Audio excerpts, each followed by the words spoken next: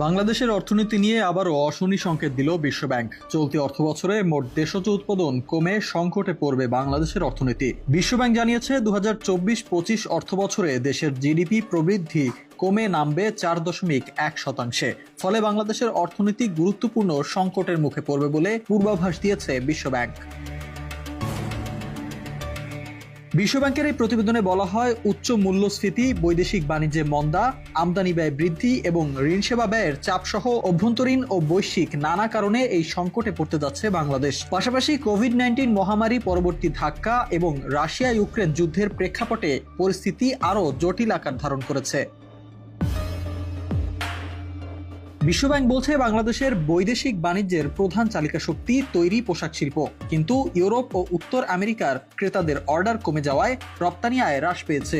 এছাড়াও দেশের রাজনৈতিক অস্থিরতার মুখে বন্ধ হয়ে যাচ্ছে একের পর এক কারখানা, যার ফলে দেশজ উৎপাদন ও রপ্তানি আয়েও পড়তে পারে বড় ঘাটতি। এদিকে রাজস্ব ঘাটতির কারণে বাজেট বাস্তবায়নে হিমশিম খাচ্ছে অন্তর্বর্তী সরকার।